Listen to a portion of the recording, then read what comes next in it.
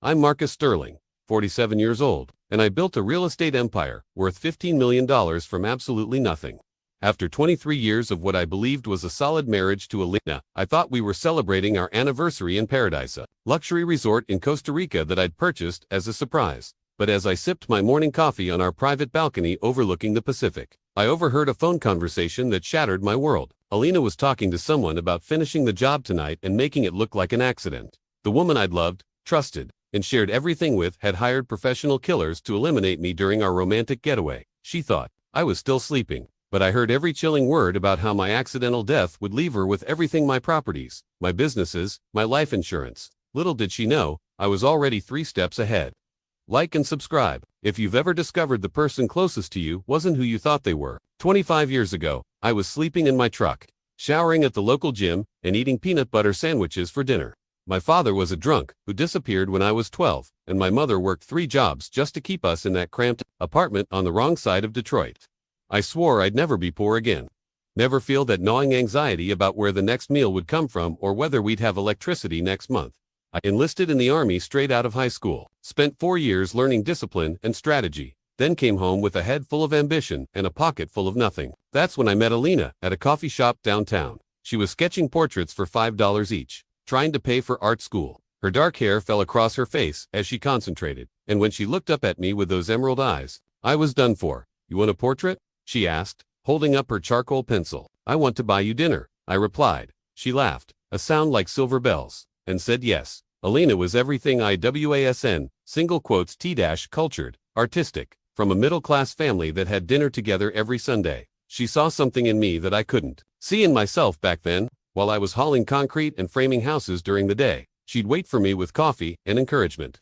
Listening to my wild dreams about real estate empire. "You're going to own half this city someday," she'd say, tracing patterns on my calloused hands. I believed her because she believed in me. My first property was a disaster 2-bedroom rental in a questionable neighborhood that I bought for $8,000 with money I'd saved from construction work. The roof leaked, the plumbing was shot, and the previous tenant had left holes in every wall. Elena spent weekends with me, spackling and painting, her art school training coming in handy as she chose colors and arranged furniture. "This is going to be beautiful," she insisted, even when I wanted to burn the place down. We were partners then, in every sense of the word. When the first tenant moved in and handed me that rent check, Elena cried with joy. When we used the profit to buy the second property, she researched neighborhoods and property values like her life depended on it.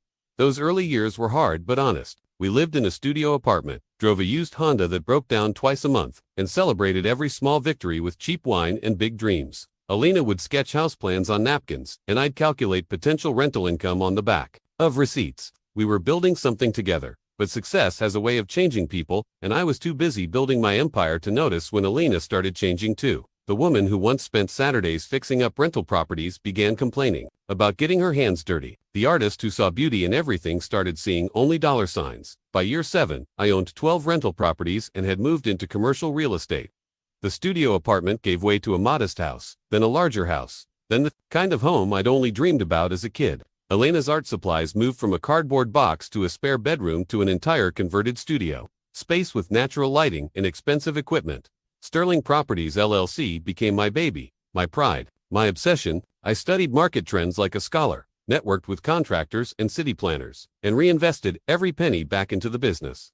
The portfolio grew: apartment complexes, strip malls, office buildings, warehouses, 47 properties across Michigan, Ohio, and Illinois, generating passive income that most people couldn't comprehend. Elena embraced our new lifestyle with enthusiasm that should have warmed my heart. She traded her thrift store clothes for designer brands, upgraded from sketching for pocket change to commissioning expensive pieces for our growing collection of homes. The woman who once celebrated a $20 profit margin now dropped thousands on a single shopping trip without blinking. "We deserve this," she'd say, running her fingers over silk dresses and Italian leather handbags. "After everything we've built together," and we had built it together, hadn't we? She'd been there during those early years, supporting my vision. When everyone else thought I was crazy, she deserved to enjoy the fruits of our success. At least, that's what I told myself when she started complaining about our modest 6-bedroom house, or suggesting we needed a vacation home in the Hamptons. The changes were gradual, almost imperceptible at first. Elena stopped asking about my day-to-day business operations, claiming real estate was boring, and she trusted me to handle everything. She began spending more time with a new circle of friends, Wealthy women who lunched at country clubs and discussed art galleries and wine tastings. These weren't the hardworking, practical people who'd been part of our journey. These were people born into money, who'd never experienced the fear of poverty or the satisfaction of building something from nothing. You should come with me to the gallery opening, Elena would suggest, but always with a tone that suggested she preferred I didn't. Though I know how you feel about these artsy events, I did attend a few, standing awkwardly in rooms full of people who spoke in coded language about abstract concepts I couldn't grasp. They looked at me like I was a curiosity, the construction worker who'd made good but still had dirt under his fingernails. Elena would introduce me as her real estate mogul husband, with a smile that felt more apologetic than proud.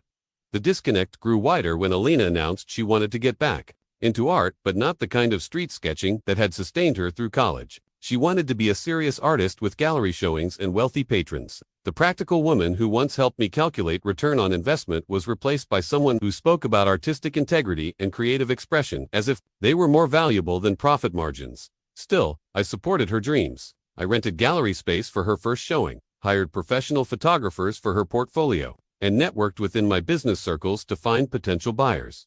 When her paintings didn't sell as expected, I bought several myself and commissioned friends to purchase others. Elena's confidence mattered more to me than the money, but the woman who'd once appreciated every sacrifice I made for our future began treating my success as if it were a given, something she was entitled to rather than something we'd earned. Together, the first red flag appeared 6 months ago when I found a business card in Elena's purse while looking for her car keys. Harrison Webb and Associates Divorce Attorneys. She claimed it was for a friend who was having marital problems, but something about her explanation felt rehearsed, too quick, too defensive.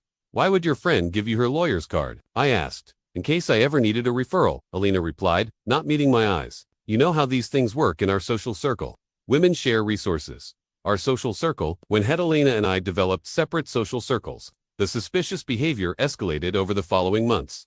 Elena started taking calls in other rooms, claiming they were about art commissions or gallery business. She'd step outside to answer her phone, saying the reception was better in the garden. Her phone developed a password that she claimed was necessary because of identity theft concerns. She began going out more frequently, lunch meetings that stretched into evening dinners, gallery events that seemed to happen every weekend, art retreats that required overnight stays. When I offered to accompany her, she'd find excuses about why it wasn't appropriate or interesting for me. It's just boring art talk, she'd say. You'd hate it. But I noticed she was investing more time and money in her appearance for these boring events. New clothes, expensive salon treatments, jewelry I hadn't purchased for her. When I commented on a particularly stunning necklace, she claimed it was a gift from a grateful client. What kind of portrait commission comes with diamond jewelry? I asked. It's not diamonds, she laughed, but her hand moved protectively to her throat. It's cubic zirconia. You're so paranoid. The paranoia she accused me of wasn't unfounded. Elena had started receiving mail addressed to a P.O. box I knew nothing about, credit card statements for accounts I hadn't opened, phone bills showing hundreds of calls to numbers I didn't recognize. When I confronted her about the financial discrepancies, she accused me of not trusting her and being controlling. Asterisk, after everything we've built together, you're going to nickel and dime me about personal expenses, she'd demanded. I'm not some employee you can micromanage. The Costa Rica resort purchase was my attempt to reconnect with the woman I'd fallen in love with. I'd bought the property as both an investment and a romantic gesture, a place where we could escape the pressures and distractions that seemed to be pulling us apart. The Vista del Pacifico resort was a boutique property with 12 luxury suites overlooking the Pacific Ocean, the kind of place Elena had always dreamed about visiting. Asterisk, when I surprised her with the news, her reaction was everything I'd hoped for. She threw her arms around me, tears streaming down her face, telling me it was the most romantic thing anyone had ever done for her. Asterisk, our anniversary in paradise. She whispered against my ear, just you and me, like the old days. Asterisk, for a moment, I glimpsed the Elena I'd married, the woman who saw magic in simple gestures and found joy in shared dreams. I convinced myself that whatever distance had grown between us could be bridged by time alone together in a beautiful place. The planning process renewed my hope. Elena threw herself into researching activities, restaurants, and excursions with the enthusiasm she'd once reserved for our real estate ventures. She bought new clothes for the trip, not the designer pieces that had become her uniform, but simple, beautiful things that reminded me of her artistic sensibilities. But even during the planning, there were odd moments that nagged at me. Phone calls she'd end abruptly when I entered the room. A tension in her shoulders that massage couldn't relieve. Questions about the resort's location, security, and emergency services that seemed excessive for someone planning a romantic getaway. The conversation that destroyed my world lasted. Exactly 7 minutes and 43 seconds. I know because I checked my watch when it started and couldn't stop staring at it as my life imploded in real time.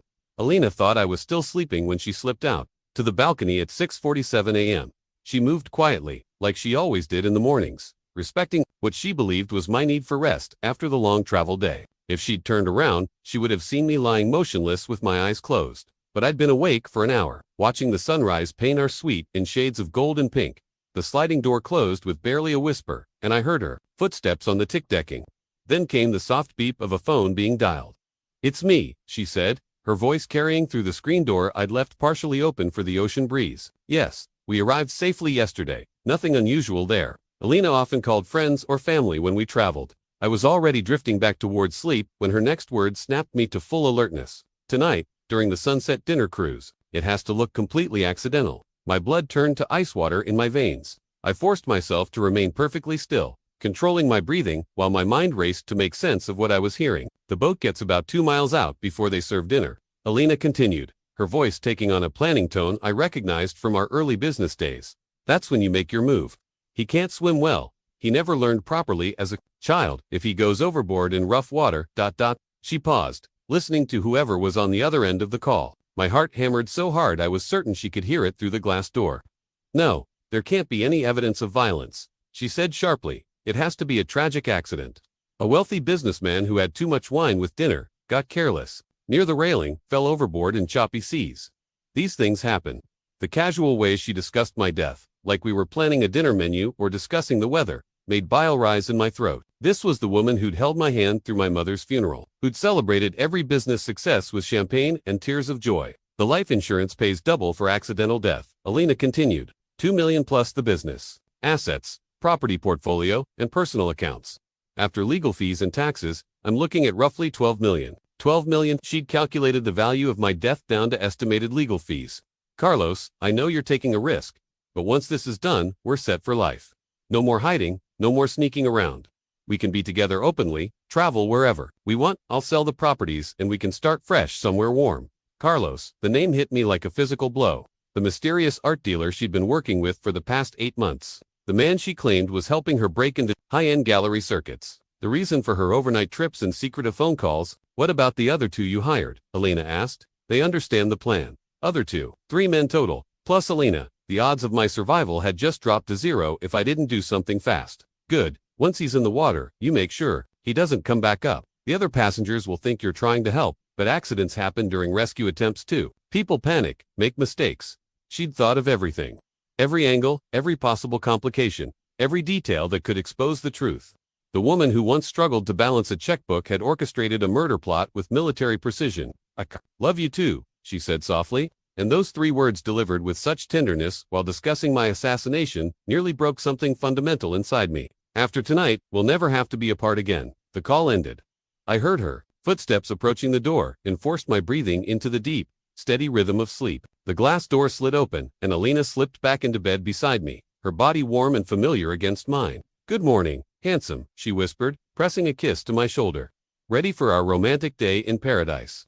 I mumbled something that might have passed for agreement, keeping my eyes closed while she stroked my hair with the same hands that had just planned my murder. When she got up to shower, I finally allowed myself to breathe normally, but the oxygen felt thin and insufficient. 23 years of marriage, 2 decades of building a life together, sharing dreams, creating memories, supporting each other through every challenge, and she was going to have me killed for money and another man.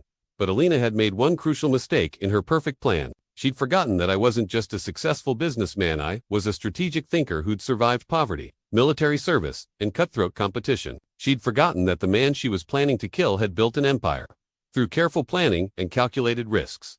She'd forgotten that I was very good at winning. The first rule of warfare I learned in the army was never react from emotion. Emotion gets you killed. Strategy keeps you alive. While Elena hummed in the shower, I sat on the edge of our bed and forced my mind into the same analytical mode that had built my business empire.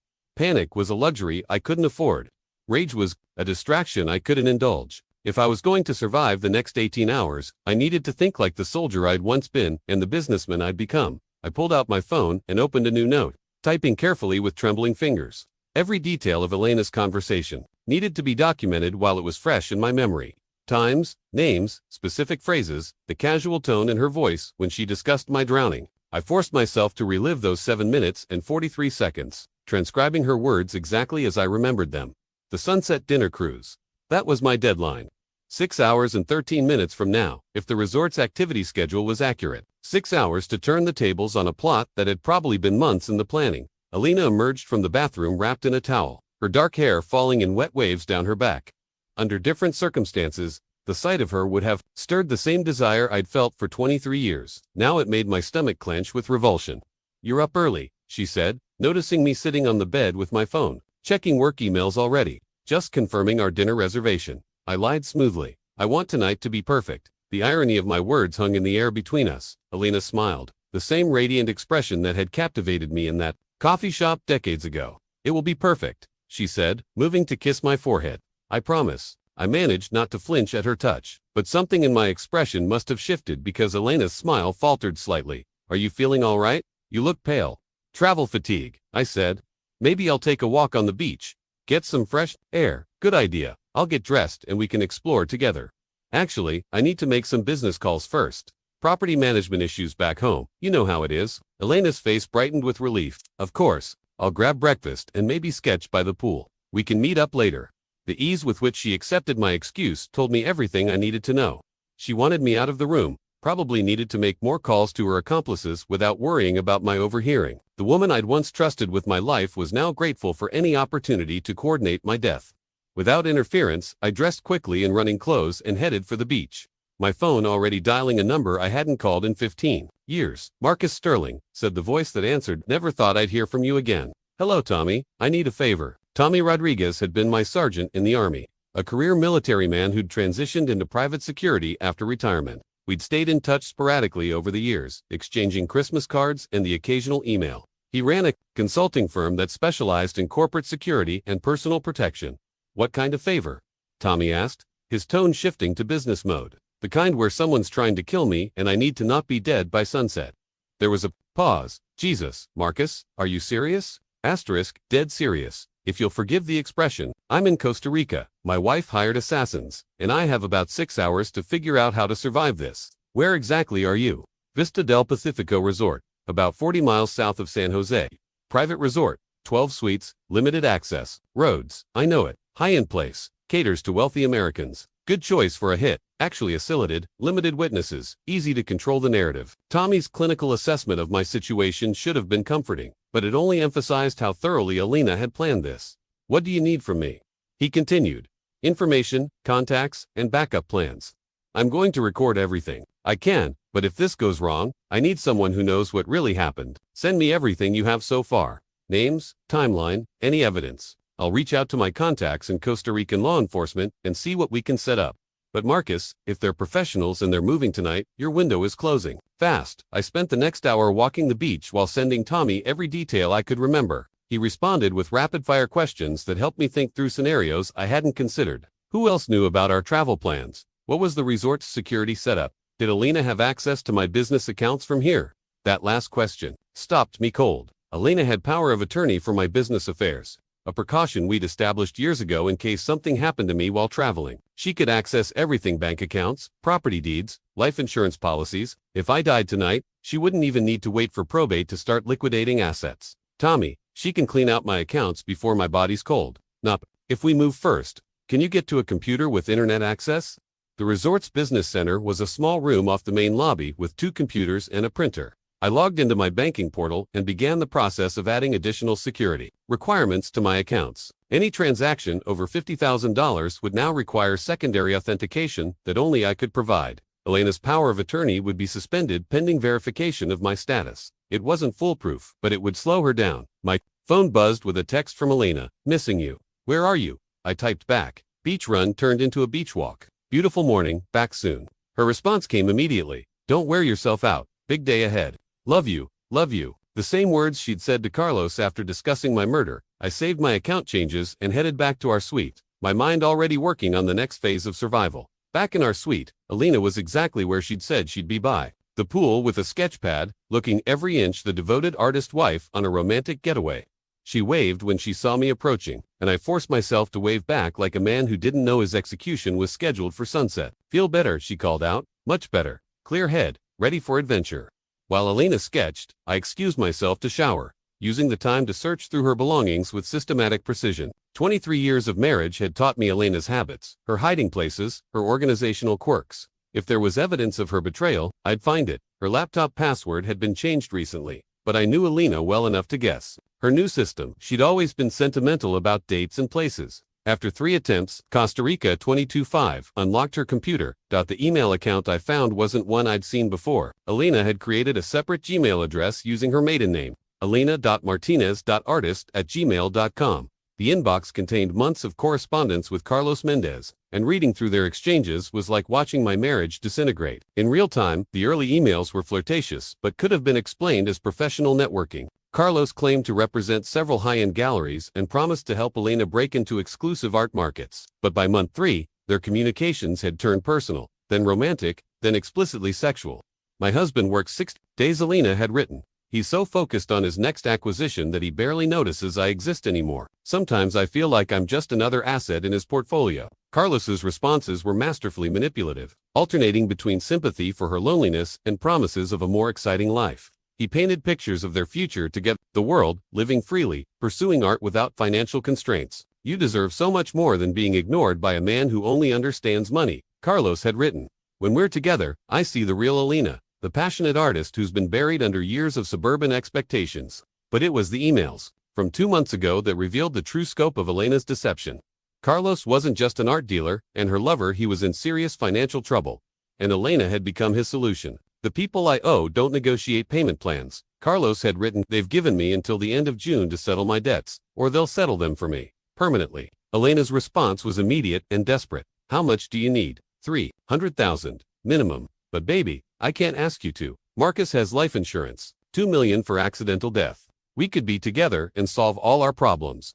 The email thread that followed was a step-by-step discussion of how to kill me and make it look accidental. Carlos had contacts in Costa Rica, people who could make problems disappear for the right price. Elena provided details about my habits, my fears, my physical limitations. Together, they'd crafted the perfect crime, but buried deeper in Elena's sent folder, I found something even more devastating. Elena had been systematically stealing from our joint accounts for over a year, funneling money to offshore accounts that Carlos had helped her establish. She'd already stolen nearly $500,000, funding her new lifestyle and probably supporting Carlos's gambling addiction. The financial records showed a pattern of increasing desperation. Elena had started smaller, few thousand here and there, that could be explained as shopping expenses or art supplies. But as Carlos's debt grew and her dependency on him deepened, the amounts escalated. She'd been liquidating investments, taking cash advances on credit cards I didn't know about, even borrowing against some of my properties. My wife hadn't just planned to murder me, she'd been robbing me blind for months as rehearsal. A bank statement from an account in Elena's name showed a balance of $847,000, money that should have been in our retirement fund. Another account, this one in the Cayman Islands, contained $234,000. That had been transferred in increments over the past 6 months, but the most damning evidence was a document titled Post-Marcus Financial Plan. Elena had created a detailed spreadsheet outlining how she'd liquidate my entire real estate portfolio, estimated to be worth $15.2 million after outstanding mortgages. She'd calculated tax implications, legal fees, and liquidation time. She'd even researched which properties would sell fastest, and which could be held for maximum profit. My death wasn't just about love or money. It was a carefully planned business acquisition. I photographed every screen, forwarded key emails to my personal account, and copied financial documents to a thumb drive I'd packed for business use. The evidence was overwhelming, but Elena was smart enough to cover her tracks. If I confronted her now, she'd deny everything and probably accelerate the timeline for my assassination. My phone rang, interrupting my documentation. Tommy's name appeared on the screen. "What did you find?" he asked without preamble. I summarized Elena's financial theft and the email correspondence with Carlos, keeping my voice low despite being alone in the bathroom. "Jesus, Marcus, she's been planning this for over a year. This isn't crime of passion, this is premeditated murder with extensive financial fraud. The Costa Rican authorities will want to nail everyone involved. Can they move fast enough to help me tonight? I've got contacts in the local police, but Costa Rica doesn't have an extradition treaty with a lot of countries. If Carlos and his people are from somewhere else, they might run the minute they think they're exposed. So I'm on my own." Not entirely. I'm flying down this afternoon. Won't arrive until after your dinner cruise, but I'll be there for cleanup. Meanwhile, I've arranged for a local contact to shadow your movements today. You won't see him, but someone will be watching. The relief I felt was profound but temporary. Help was coming, but it wouldn't arrive until after I was supposed to be dead. One more thing, Tommy added.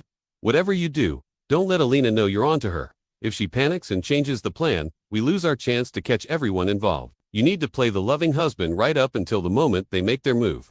Play the loving husband to the woman who was planning my murder. Smile and make conversation with someone who'd calculated the cash value of my death.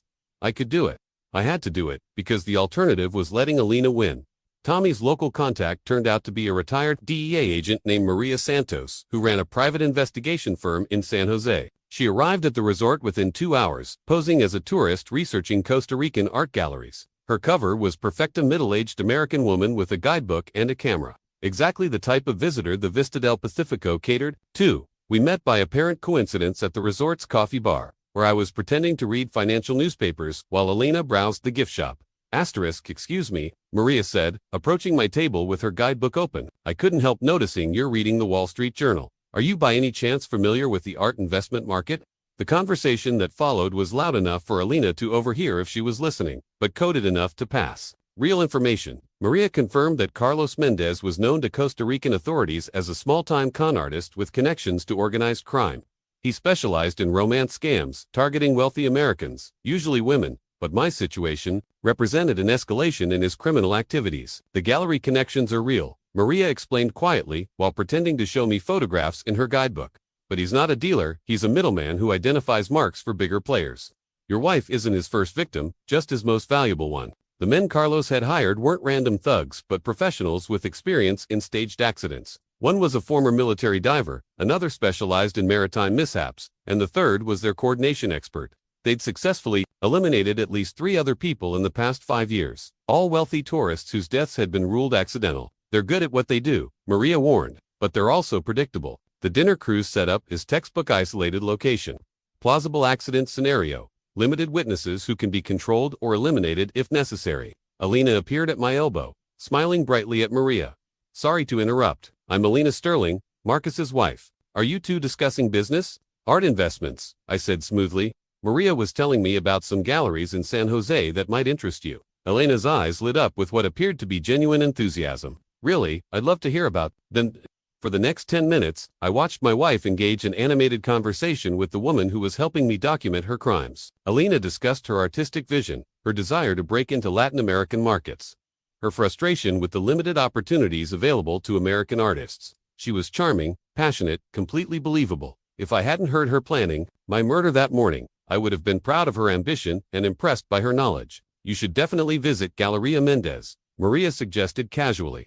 Carlos Mendez represents some wonderful contemporary artists.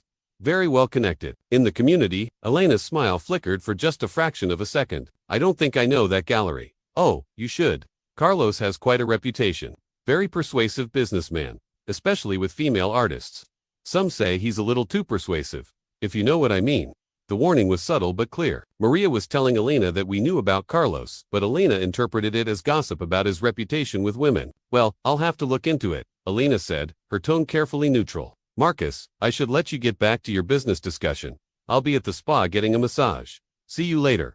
After Elena left, Maria's expression hardened. She's good, very convincing, very composed, but she's also scared. Did you see how her hand shook when I mentioned Carlos by name? I hadn't noticed, but Maria's trained. I had caught what mine missed. She probably call him as soon as she's out of sight, Maria continued. Which means the timeline might accelerate. They could move earlier than planned if they think their cover is blown. Maria handed me what looked like a tourist pamphlet but was actually a sophisticated recording device. Keep this in your pocket during the cruise. It'll capture everything within a 30-foot radius and transmit to a receiver I'll have positioned on shore. Whatever happens tonight, we'll have a complete record. The device was smaller than a deck of cards and designed to look like resort promotional material. Even if they searched me, it would appear innocent. There's also this, Maria said, passing me what appeared to be a standard wristwatch, GPS tracker with a panic button. Press the crown 3 times rapidly and we'll know you're in immediate danger. It also has a 2-hour oxygen supply built into the band. Oxygen supply. In case you end up in the water. It's not much, but it might buy you enough time for rescue. The technology was impressive, but it also drove home the reality of what I was facing. These weren't desperate amateurs, they were professionals with a proven track record. The only reason I had any chance of survival was because they didn't know I was aware of their plan. Maria stood to leave, then paused. Marcus, I need to ask you something, and I want a completely honest answer. Is there any part of you that believes your wife might change her mind? Any chance she'll call this off at the last minute? I thought about Elena's careful financial planning, the months of theft, the cold calculation in her voice that morning. No, she's committed to this path. Good, because the moment you start hoping she'll save you is the moment you stop taking the steps necessary to save yourself. Your wife made her choice when she decided you were worth more dead than alive. Tonight, you need to make yours. After Maria left, I returned to our suite to find Elena curled up on the bed, looking genuinely distressed. How was your massage? I asked. Cancelled it. I'm feeling a little anxious about tonight. For a moment, hope flickered in my chest. Maybe she was having second thoughts. Maybe some remnant of the woman I'd fallen in love with was fighting against the monster she'd become. Anxious about what? Elena looked up at me with tears in her eyes. What if something goes wrong? What if we don't have the perfect evening? I've been planning. The perfect evening she'd been planning. Not a romantic dinner cruise, but my execution. Nothing will go wrong, I assured her, sitting on the edge of the bed and taking her hand. We're going to have a beautiful evening together. Promise. Me, she whispered. Promise me that after tonight, everything will be different. I promise, I said, and meant every word. After tonight, everything would indeed be different. Elena just didn't understand how different it was going to be. The afternoon passed in a surreal dance of normalcy and terror. Elena and I spent time by the pool, shared lunch on our private terrace, and discussed plans for the following day as if we both expected to see another sunrise. She was the perfect wife, attentive, affectionate, excited about our evening cruise. The performance would have been Oscar-worthy if I didn't know she was acting for an audience of one. Around 3 o'clock, I excused myself for a business call and met with the resort's security chief, Miguel Herrera. Maria had arranged the introduction through mutual contacts, and Miguel was surprisingly receptive to my situation. We've had concerns about staged accidents targeting wealthy guests, he admitted. Costa Rica's reputation depends on tourist safety. If someone is using our resort as a hunting ground, we want them stopped. Miguel's security team would be monitoring the dinner cruise from multiple angles. They'd positioned additional staff on the boat itself, posing as crew members, and had a high-speed rescue vessel standing by. If I went overboard, real help would arrive within minutes instead of the usual 15 to 20 minutes it would take for standard emergency response. But you understand, Miguel cautioned, we can't move until they make an actual attempt. If we arrest them based on your wife's phone conversation alone, a good lawyer could claim it was all hypothetical planning or even role-playing fantasy. We need them to take concrete action, which meant I had to let them try to kill me before help could intervene. I returned to Elena with what I hoped was convincing enthusiasm about our upcoming evening.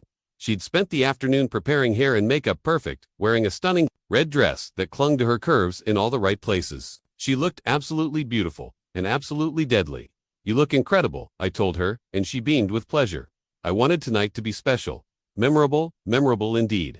Either this would be the night I survived my wife's murder plot, or it would be the last night of my life. Elena suggested we have cocktails on our terrace before departure, a romantic prelude to our evening cruise. She mixed our drinks herself, mojitos with fresh mint from the resort's herb garden. I watched her carefully, looking for any sign that she might be drugging my drink, but her movements appeared natural and innocent. Still, I took only small sips and poured most of my mojito into a potted plant when Elena wasn't looking. If there was something in the alcohol meant to make me groggy or disoriented, I couldn't afford to consume it. To us, Elena toasted, raising her glass. To 23 years of marriage and whatever comes next. To whatever comes next, I agreed, and the clink of our glasses felt like a death knell. As sunset approached, Elena grew increasingly nervous. She checked her phone repeatedly, claiming she was worried about the weather forecast, but I suspected she was coordinating with Carlos and his team. When she excused herself to freshen up one final time, I used the opportunity to send a final text to Tommy. Show starts in 90 minutes. If you don't hear from me by midnight, execute contingency plan. Asterisk, the contingency plan involved Tommy contacting my lawyer, my business partners, and the FBI with all the evidence I'd gathered. If Elena succeeded in killing me tonight, she wouldn't get away with it. My death would trigger an investigation that would expose everything. Elena emerged from the bathroom looking radiant and excited, ready for our adventure. The dinner cruise boat was exactly what I'd expected, a 40-foot catamaran designed for luxury tourism, with seating for 20 passengers and a crew of 4. The other guests were couples like us, wealthy Americans celebrating anniversaries or honeymoons. None of them had any idea they were about to witness an attempted murder. Asterisk. Carlos's men were easy to spot once I knew what to look for. The boat's regular captain had called in sick that morning, replaced by a substitute who kept glancing at Elena for subtle signals. One of the crew members was too muscular and alert for someone whose job involves serving drinks and pointing out dolphins. The third man was posing as a passenger, sitting alone at the stern with a camera that never seemed to actually take pictures. Elena played her role perfectly, pointing out seabirds and exclaiming over the beauty of the coastline as we motored away from shore. She held my hand, laughed at my jokes, and snuggled against my shoulder as the boat reached the deeper waters where the real fishing boats wouldn't interfere with whatever was about to happen. "Isn't this perfect?" she said, her voice full of love and contentment. "Perfect," I agreed, checking my watch. We were now 2 miles from shore, exactly where Elena had told Carlos I would be most vulnerable. The sun was setting in a spectacular display of orange and pink, painting the Pacific in shades of fire. Under different circumstances, it would have been the most romantic evening of our marriage. Instead, it felt like nature was providing dramatic lighting for my execution. Dinner was served as we reached the furthest point of our cruise route. Elena had requested a table near the railing, claiming she wanted the best view of the sunset. Our positioning was no accident. I was sitting with my back to the ocean, exactly where someone could easily push me overboard without the other passengers noticing until it was too late. "More wine?" Elena asked, reaching for the bottle. "Why not?" I said. "We're celebrating." She poured generously, and I made a show of drinking, while actually consuming very little. Elena, meanwhile, was drinking more than usual, probably needing liquid courage for what was about to happen. As the crew began clearing dinner plates, Elena excused herself to use the restroom. I watched her walk across the deck, noting how she made eye contact with each of Carlos's men. The signal had been given. The trap was set, and I was sitting in the center of it. But for the first time since hearing Elena's phone call that morning, I felt something other than fear and betrayal. I felt the cold, calculating confidence that had built my business empire and survived military combat. Let them come. I was ready. Elena returned from the restroom with a brightness in her eyes that I'd learned to recognize over 23 years of marriage. It was the same expression she'd worn when surprising me with anniversary gifts, or when she'd successfully negotiated a better price on artwork. It was Elena's "everything is going according to plan" face. "The sunset is getting more beautiful," she said, sliding back into her seat beside me.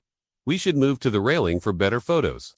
The suggestion was casual, natural, exactly what any tourist wife might say to her husband, but I could see the tension in her shoulders, the way her hands trembled slightly as she reached for her wine glass. Elena was nervous about what was coming, which told me the timeline was accelerating. "Good idea," I agreed, standing and offering her my arm.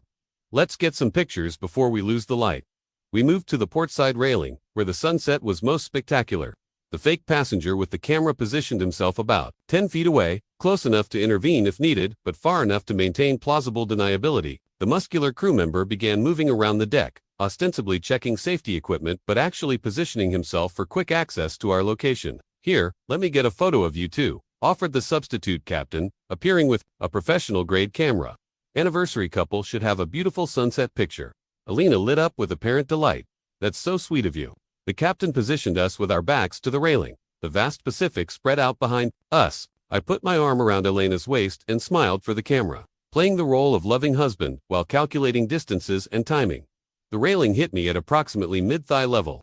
A strong push from behind would send me tumbling backward into the dark water, especially if I was leaning forward to pose for photos. "Beautiful," the captain said, taking several shots. "Now maybe one with just the gentleman. Your wife can take it, show off the handsome husband." This was it. The moment Elena would step aside, leaving me isolated at the railing while her accomplices moved into position. I handed Elena the camera and leaned back against the rail, trying to look relaxed while every muscle in my body coiled for action. "Smile, darling," Elena said, raising the camera to her eye.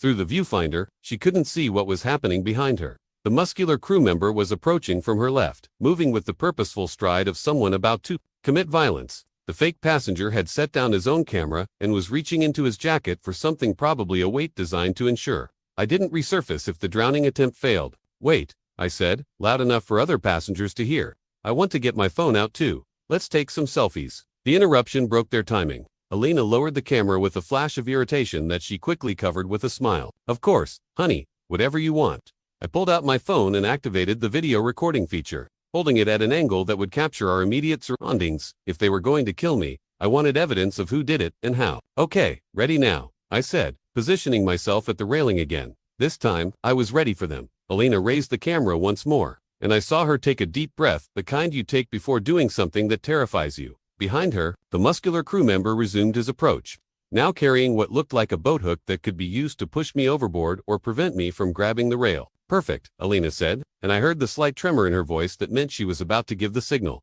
instead of smiling for the camera. I suddenly pointed over Elena's shoulder toward the stern of the boat. "Oh my God, look at that whale," I shouted loud enough for every passenger on the boat to hear. 20 people immediately turned toward where I was pointing. Cameras raised, excited voices calling out to friends. In the confusion of tourists scrambling for the best view of a whale that didn't exist, Elena's carefully orchestrated plan fell apart. The crew member froze, unable to move against me, with so many witnesses now facing our direction. The fake passenger cursed under his breath and pretended to look for the whale while actually scanning for a new opportunity. Elena lowered the camera, her face a mask of frustration and barely controlled panic. "Where?" she asked, playing along but shooting me a look that could have melted steel. "I don't see anything. Must have been a shadow on the water," I said innocently. "Sorry, everyone." False alarm. The other passengers groaned good-naturedly and returned to their sunset watching. But the moment had passed. Elena's team couldn't make their move with so many people alert and looking around. They needed their target isolated and distracted, not standing in the middle of a crowd of active observers. "Let's try those photos again," Elena suggested, but her voice was strained now. "Actually, I'm feeling a little seasick," I lied. "Maybe we should sit down for a few minutes." Elena's jaw tightened almost imperceptibly. "You're not usually affected by motion sickness, must be all the wine," I said, patting my stomach theatrically. "Let's grab some seats toward the center of the boat. More stable there." I moved away from the railing before Elena could object, positioning myself near a family with young children, the least likely witnesses to be eliminated if things went wrong. Elena followed reluctantly, her entire plan derailed by my refusal to cooperate with my own murder. The fake passenger checked his watch and made eye contact with the substitute captain. They were running out of time. The cruise was scheduled to return to shore within 30 minutes. And once we were back in the resort's protected waters, their window of opportunity would close. Elena sat beside me, her hand resting on my arm, in what appeared to be a loving gesture but felt more like a vice. "Are you sure you're all right? You seem different tonight." "Different how?" "Nervous, distracted, like you're expecting something bad to happen." The irony of her observation was almost funny. "Just tired, I think. It's been a long day." Elena's phone buzzed with a text message. She glanced at it quickly, then deleted it without responding. But I caught a glimpse of the sender's name, Carlos. Whatever the message said, it wasn't good news for Elena's team. Probably an urgent question about why the plan wasn't proceeding as scheduled. Elena's hands were shaking now, and she kept glancing between me and her accomplices with growing desperation. "Maybe we should go back to the railing," she suggested. "The seasickness might be better if you get some fresh air." "I'm fine here," I said firmly. "The sunset looks beautiful from anywhere on the boat."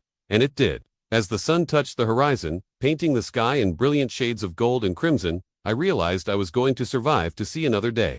Elena's perfect plan was crumbling, because she'd underestimated the man she'd decided to kill. But I also knew this wasn't over. Desperate people make desperate choices, and Elena was running out of options. The boat ride back to shore was the longest 30 minutes of my life.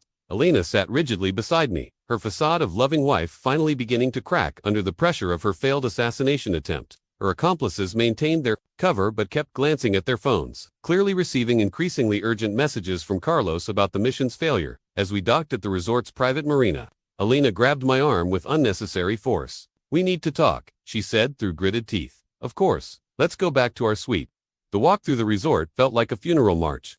Elena moved with jerky, agitated steps, her earlier grace replaced by barely contained panic. Other 8 guests smiled and nodded at us, the beautiful anniversary couple returning from their romantic sunset. Cruz completely unaware of the drama that had just unfolded. Inside our suite, Elena immediately poured herself a large glass of wine and drank half of it in one gulp. Her hands were shaking so badly she nearly dropped the glass. "What the hell was that?" she demanded, abandoning all pretense of loving concern. "What was what?" I asked innocently, though my heart was pounding. "The whale that wasn't there. The sudden seasickness, the refusal to take simple photos at the railing. You sabotaged our entire evening." "Our evening, not my evening or the evening our evening, as if we'd both been working toward the same goal." "I'm sorry if I wasn't feeling well enough to be the perfect photo model," I said carefully. "I thought you'd be more concerned about my health than disappointed about missing sunset pictures." Elena stared at me with an expression I'd never seen before, cold, calculating, predatory. This wasn't the woman I'd married or even the distant stranger she'd become over the past year. This was someone else entirely, someone capable of planning murder with the same attention to detail she once applied to redecorating our kitchen. "You know," she said slowly, "don't you? The question hung in the air between us like a loaded gun. I could continue the charade, pretend ignorance, buy myself more time. Or, I could end this dance of deception and finally confront the woman who'd planned my death. Yes, I said simply. I know everything. Elena's wineglass slipped from her fingers, shattering on the tile floor in an explosion of glass and red liquid that looked disturbingly like blood. How long? She whispered. Since this morning, I heard your phone call with Carlos. Elena's face went through a series of transformations: shock, fear, anger, and finally, a strange kind of relief. Thank God, she said, collapsing into a chair. I wasn't sure I could keep pretending much longer. The casual way she admitted to 23 years of our marriage being a pretense was like a physical blow. How long have you been planning this? Planning to kill you. About 8 months. Planning to leave you. Almost 2 years. She said it like she was discussing vacation plans or grocery shopping. The woman I'd loved, supported, and trusted with everything I owned, had been plotting my destruction for 2 years, while sleeping in my bed and kissing me goodbye every morning. Why? I asked, though I suspected I already knew the answer. Elena laughed, a sound devoid of humor or warmth. Why, Marcus, we haven't been happy for years. We're strangers living in the same house, going through the motions of a marriage that died long ago. You're obsessed with your business. I'm tired of being ignored, and we both know this isn't working. So you decided to have me killed, instead of just filing for divorce. Divorce would have given me half of everything, maybe less. If you fought it, this way, I get everything, plus the insurance money, plus my freedom to be with someone who actually sees me as more than a business partner. The cold calculation in her voice was terrifying. She'd weighed the value of my life against the inconvenience of divorce proceedings and decided murder was the more profitable option. What about Carlos? Goose, is any of this real, or is he just using you? Elena's expression softened slightly, and for a moment I glimpsed something that might have been genuine emotion. Carlos loves me. He sees the real me, the artist I was before. I got buried under your suburban expectations. He wants to travel the world with me, live freely, create art together. He's a con artist, Elena. He's done this before. Targeted wealthy women and convinced them to kill their husbands. You're not special to him, you're just his biggest score. That's not true, Elena snapped, but I heard uncertainty creeping into her voice. I pulled out my phone and showed her the photographs I'd taken of her laptop screen. The email exchanges between her and Carlos. Read these, really read them. Look at how he manipulated you, step by step, from lonely wife to potential murderer. Elena stared at the phone screen, her face growing paler with each email. I watched her realize how carefully Carlos had played her, how every romantic gesture and passionate declaration had been calculated to move her toward this moment. He said he loved me, she whispered. He said whatever you needed to hear to get you to steal my money and plan my murder.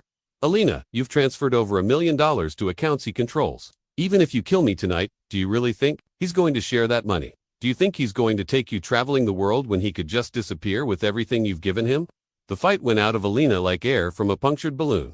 She sank deeper into the chair, her carefully styled hair falling across her face as she began to cry. I've ruined everything, haven't I? She said through her tears. My marriage, my life, my future. There's no way back from this. For a moment, looking at her broken and defeated, I felt an echo of the love I'd once had for this woman. She was a victim too, in some ways, manipulated by a professional criminal who'd exploited her loneliness and dissatisfaction. But then I remembered her calculating voice that morning, discussing the best way to make my death look accidental, and the sympathy died. There might be a way back, I said carefully, but it requires you to help me stop Carlos and his team before they try to finish what you started. Elena looked up at me with red-rimmed eyes. What do you mean? They're not going to give up just because the boat plan failed. Carlos has too much invested in this, and he's desperate enough to try again.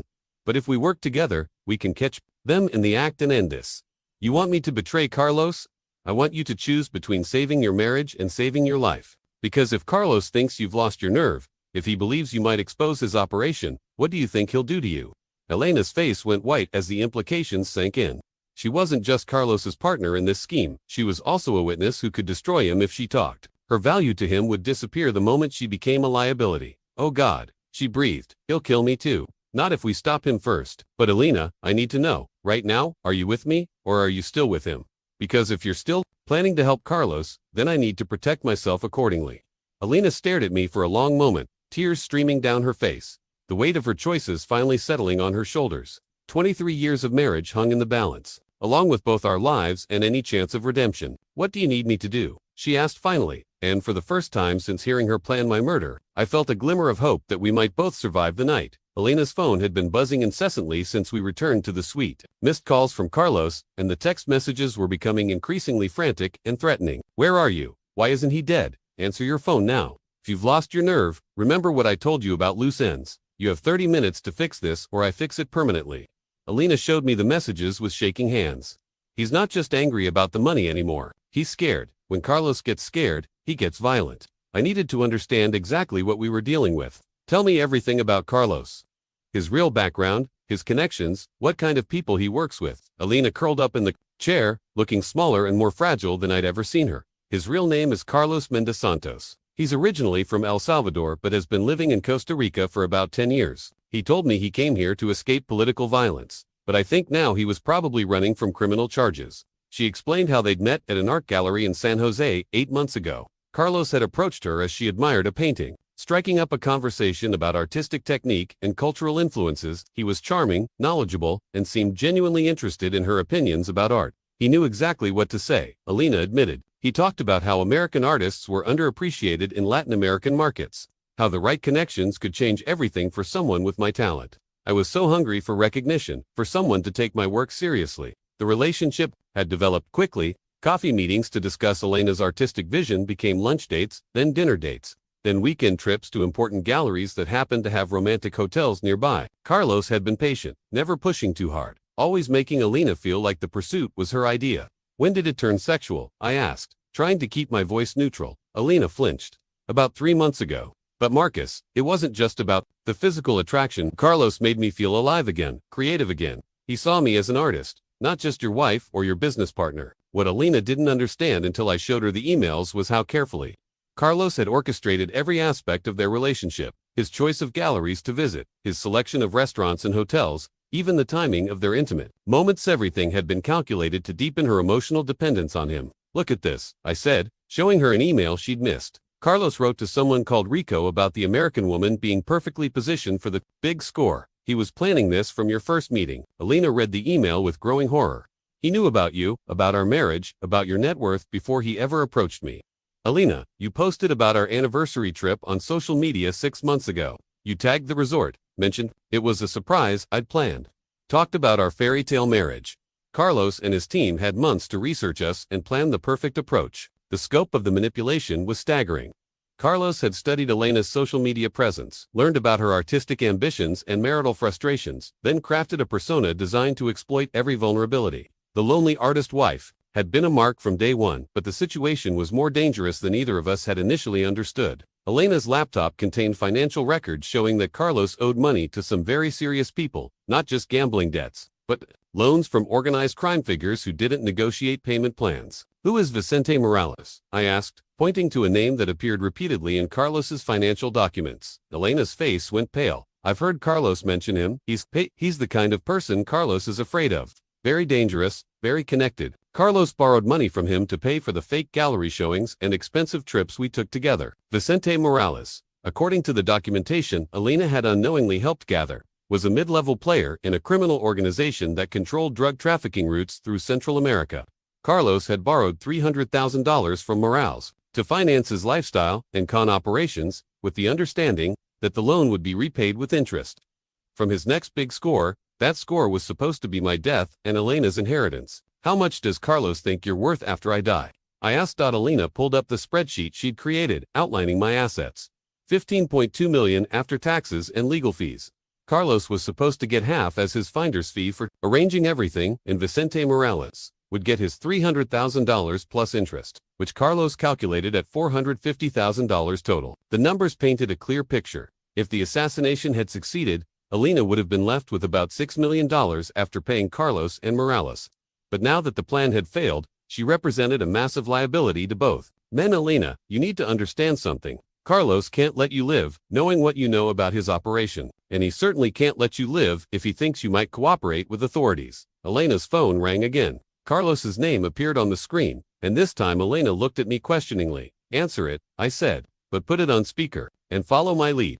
Elena accepted the call with trembling fingers. "Carlos, where the hell have you been?" Carlos's voice was tight with barely controlled rage. "I've been calling for hours. I'm sorry, we just got back from the cruise." "It's been, why is your husband still breathing?" The bluntness of the question hung in the air between us. Elena looked at me helplessly. "There were complications," she said finally. "Too many witnesses, wrong timing. We need to try again tomorrow." "There is no tomorrow," Carlos snapped. Rico's people are asking questions about the boat crew I hired. If this thing falls apart, we're all dead. Not just your husband, all of us. What do you mean? I mean Vicente Dosan Morales doesn't accept failure. The money I borrowed from him was supposed to be repaid tonight with your husband's life insurance. If we don't deliver, he's going to assume we stole from him. Elena's eyes widened with understanding. Carlos, you never told me. There's a lot I never told you. But right now, we need to focus on solutions. Your husband has to die tonight, Elena. Not tomorrow. Not next week. Tonight. And if you can't do it, I'll find someone who can. The threat was clear. Elena had become expendable. I understand, Elena said, her voice steadier than I expected. What do you want me to do? Meet me at the resort bar in 1 hour. We'll figure out plan B and Elena, come alone. If your husband is with you, this conversation ends badly for everyone. The line went dead. Elena set down the phone and looked at me with tears streaming down her face. He's going to kill me, isn't he? Not if I can help it, I said, but we need to move fast and we need help. I called Maria Santos and explained the situation. Within minutes, she was coordinating with resort security and local police to set up surveillance around the bar and potential escape routes. Tommy was still en route from the United States, but Maria's team could handle the immediate threat. There's one more thing, I told Elena. When you meet Carlos, you need to get him to admit everything on tape. We need a full confession that can be used to prosecute not just him, but the entire network. Elena nodded, but I could see the fear in her eyes. What if something goes wrong? What if he realizes I'm recording him? Then you run, and you don't look back. But Elena, this is your only chance to make this right. For both of us, as Elena prepared to face the man who'd manipulated her into planning murder. I realized that our 23-year marriage was about to end one way or another. Either we'd both survive this night and find a way to rebuild, or one of us wouldn't see the sunrise. But for the first time since this nightmare began, we were fighting on the same side. The resort's bar was strategically perfect for surveillance. Maria's team had positioned themselves throughout the space, a couple on their honeymoon at a corner table, a businessman working on his laptop near the windows, a bartender who wasn't part of the regular staff. Elena wore a wire so small it was virtually undetectable. Hidden in the clasp of her necklace, I watched from the resort's security office, where Miguel Herrera had set up multiple camera angles covering every entrance and exit. My hands were clenched so tightly that my knuckles had gone white. Watching Elena walk into danger felt like sending her to her execution, even though I knew she was the only one who could get close enough to Carlos to gather the evidence we needed. Carlos arrived 15 minutes late, accompanied by two men I recognized from the dinner cruise, a fake passenger and the muscular crew member. They'd changed clothes but retained the alert, dangerous look of professional criminals. Carlos had abandoned any pretense of being a sophisticated art dealer. His expensive suit was wrinkled, his hair disheveled, and his movements spoke of a man under enormous pressure. Elena played her role perfectly, appearing nervous but committed. She kissed Carlos on the cheek when he arrived, a gesture that made my stomach clench with jealousy and revulsion. But I had to admire her composure under circumstances that would have broken most people. I was worried when you didn't answer your phone, Carlos said, his voice carrying clearly through Elena's wire. Worried that you might be having second thoughts. I'm scared, Elena admitted, which was completely true. This is bigger than I thought it would be. More complicated. Carlos signaled the bartender for drinks, choosing a table away from other patrons. His two associates positioned themselves at nearby tables, creating a perimeter of security that also served to intimidate Elena. Tell me exactly what happened on the boat, Carlos demanded. Elena recounted the evening's events, explaining how I'd disrupted their carefully laid plans through apparently innocent actions. Carlos listened with growing agitation, occasionally interrupting with sharp questions about timing and witness positions. He knows, Carlos concluded. Your husband figured out what was happening and sabotaged the operation. The question is, how much does he know, and who has he told? I don't think he knows about you specifically, Elena lied smoothly. He was just being cautious because he felt something was wrong. Marcus has good instincts about danger. It's part of what made him successful in business. Carlos wasn't buying it. No one is that lucky or that intuitive. He knew enough to avoid every trap we set. That means either you warned him, or he discovered our plan some other way. The accusation hung in the air like a blade. I could see Elena's fear through the camera, but she held her ground. I would never betray you, she said. Everything I've done has been for us, for our future together. Then prove it, Carlos said, leaning forward across the table. Your husband has to die tonight, not tomorrow, not when we can arrange another accident. Tonight, Vicente's people are already asking questions about the money I owe them. If we don't deliver by morning, they'll start eliminating loose ends. What kind of loose ends? Carlos smiled, and the expression was chilling. You, me, anyone who knows about this operation. Vicente doesn't leave witnesses, Elena ever. The recording device was capturing everything. But Carlos was smart enough to speak in generalities rather than specific confessions. We needed him to admit to the murder plot explicitly. I understand the timeline, Elena said carefully. But how do we make it happen? The resort has security. There are other guests around. We can't just break into his room and shoot him. Who said anything about shooting? Carlos replied. Your husband has a heart condition, doesn't he? Elena looked confused. No, Marcus is in excellent health. He will be having a heart condition tonight. Rico here. Carlos gestured to the fake passenger, has access to pharmaceutical solutions that can simulate cardiac events. A small injection, administered while your husband is sleeping, and he dies of an apparent heart attack. Natural causes, no autopsy required. My blood ran cold. They'd moved from staged accidents to pharmaceutical murder, which would be much harder to detect and almost impossible to survive. How would I get close enough to inject him? Elena asked. You're his wife. You share a bed with him. Wait until he's in deep sleep, then use this. Carlos slid a small syringe across the table. Insert it anywhere on his body, arm, leg. Doesn't matter. He'll be dead within minutes, and it will look like a massive coronary episode. Elena stared at the syringe with apparent fascination, but I could see her hands shaking. What's in it? Sucks. Combined with potassium chloride, it paralyzes the respiratory system while triggering cardiac arrest. Completely undetectable in a normal autopsy unless they're specifically looking for it. Carlos had just confessed to premeditated murder with a detailed explanation of method and motive. The recording would be more than enough to convict him, but we still needed to catch him in the act to get the other members of his network. After he's dead, what happens next? Elena asked. You call resort emergency services, report that your husband collapsed and isn't breathing. They'll transport him to the local hospital, where a doctor I've paid will pronounce him dead from natural causes. You play the grieving widow, arrange for body transport back to the United States, and file insurance claims within a few weeks. And then we're free to be together. Carlos's expression softened slightly, and for a moment he looked like the charming art dealer who'd originally seduced Elena. Then we disappear.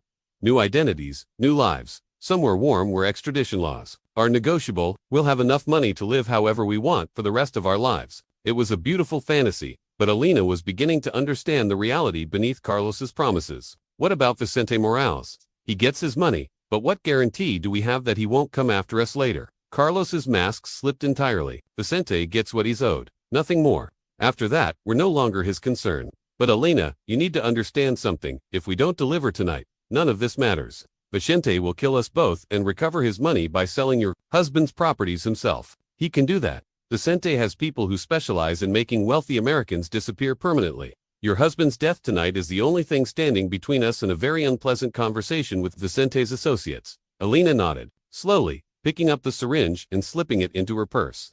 I understand. I'll do whatever it takes. Good girl, Carlos said, reaching across to squeeze her hand. After tonight, this will all be over, and we can start our real life together. Elena leaned forward and kissed him, a gesture that appeared passionate but positioned her lips near his ear. I love you, she whispered, loud enough for the wire to pick up. But Carlos, I need to know after we kill Marcus and disappear with the money. How do I know you won't decide I'm a liability to? Carlos pulled back, his eyes narrowing. What kind of question is that? The kind that a woman asks when she's about to commit murder for a man she's known for 8 months. I'm risking everything for you, Carlos. My marriage, my freedom, my life. I need to know this isn't just another con. The challenge hung between them. Carlos could either reassure Elena and further incriminate himself, or he could reveal his true intentions. Either way, we'd learn something crucial about his long-term plans. Carlos smiled, but it didn't reach his eyes. Elena, baby, you're going to be the mother of my children. Why would I hurt the woman I'm going to spend my life with? It was a lie, and we all knew it. But it was also the final piece of evidence we needed. Elena stood up from the table, syringe hidden in her purse, wire transmitting every word to the security office where I sat with Miguel and Maria. I should get back before Marcus starts wondering where I am, she said.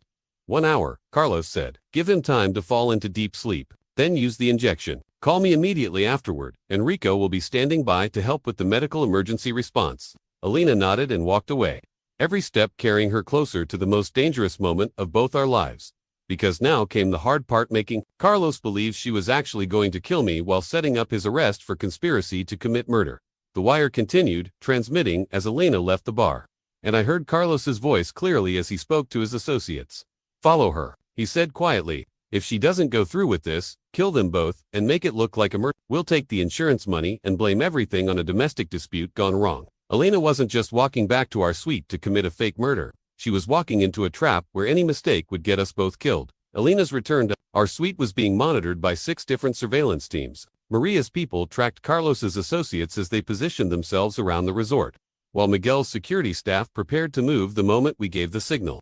The plan was complex, but necessary. We had to let Carlos's operation proceed far enough to gather evidence of attempted murder while ensuring no one actually got killed in the process. I was waiting in our suite when Elena returned, her face pale but determined. The syringe Carlos had given her was hidden in her purse, along with the recording device that had captured every word of their conversation. "How do I look?" she asked, and I realized she was asking whether I could see her fear. "Terrified but brave," I said honestly. "Are you ready for this?" Elena nodded, pulling the syringe from her purse. Under normal lighting, the clear liquid inside looked completely harmless, like water or saline solution.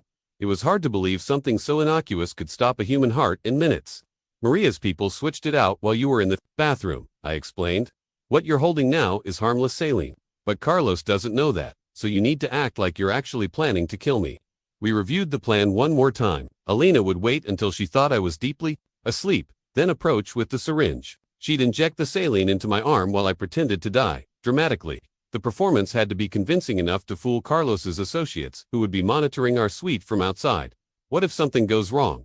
Elena asked. "What if Carlos realizes it's a setup? Then Maria's team moves immediately, and we hope they're fast enough." Elena checked her phone. "Carlos is expecting an update in 45 minutes. How long should we wait before starting the show?"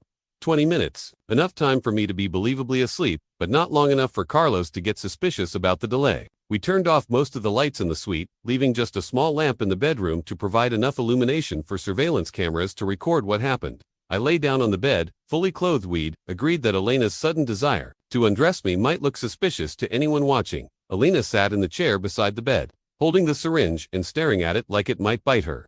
"You know what the strangest part of this is?" she said quietly. "What?"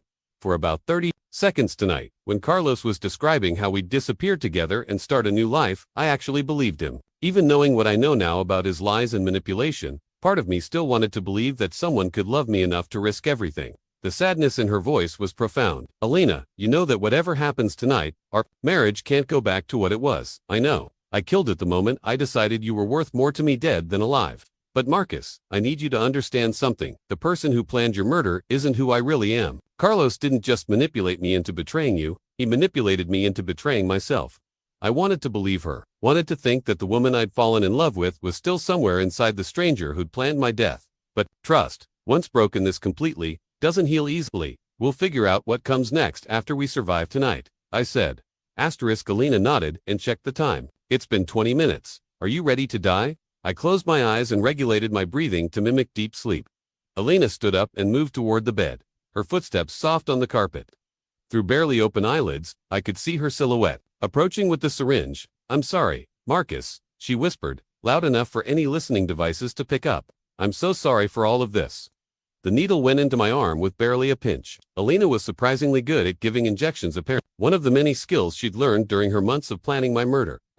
Now came the hard part. I had to convincingly portray a man dying of a massive heart attack without any medical training or experience with cardiac episodes. I started with subtle symptoms: a slight gasp, a twitch in my left arm, irregular breathing. Then I escalated to full theatrical mode, clutching my chest and making choking sounds that probably woke up guests in neighboring suites. "Marcus!" Elena screamed, and her terror was completely genuine, even though she knew I was acting. "Oh God, Marcus, what's happening?" I convulsed for another 30 seconds, then went completely still, eyes open and staring at the ceiling. Elena checked for a pulse she knew she wouldn't find, then grabbed her phone to call resort emergency services. "Help me, something's wrong with my husband. He's not breathing." Elena's performance was Oscar-worthy. Anyone listening would have believed they were hearing a woman watching her husband die of a sudden heart attack.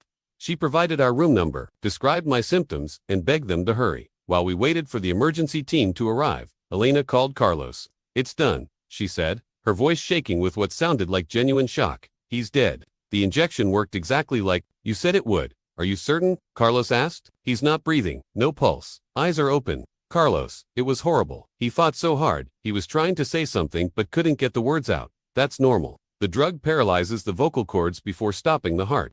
You did perfectly, baby. Now listen carefully. When the medical team arrives, you need to be hysterical but cooperative. Tell them you woke up and found him like this. You have no idea what happened. He seemed fine when you went to bed.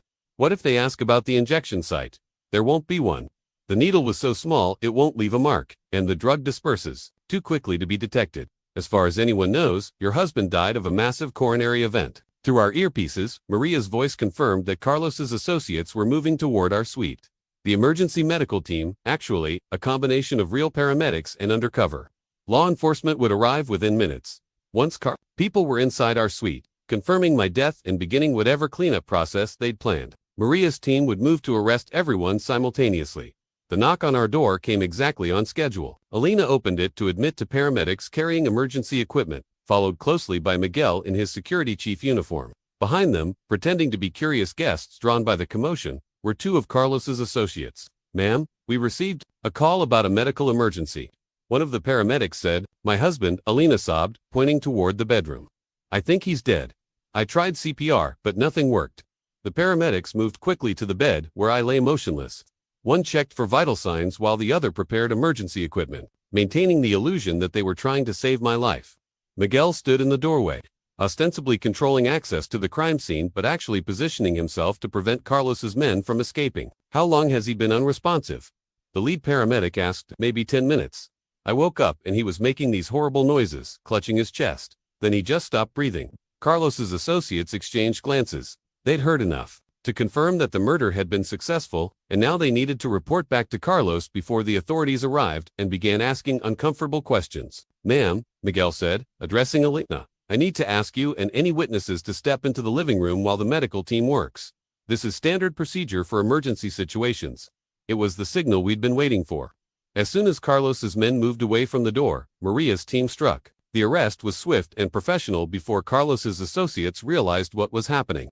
They were on the ground with weapons trained on them and handcuffs being applied. "Costa Rica National Police," Maria announced. "You're under arrest for conspiracy to commit murder." In the bedroom, I opened my eyes and sat up, much to the surprise of the real paramedic who'd been checking my pulse. "Sorry about that," I said. "Occupational hazard of being bait in a sting operation." Elena was staring at the chaos in our living room, two professional killers being arrested, weapons and surveillance equipment being cataloged as evidence, law enforcement officers coordinating with resort security to secure the scene. "Is it over?" she asked.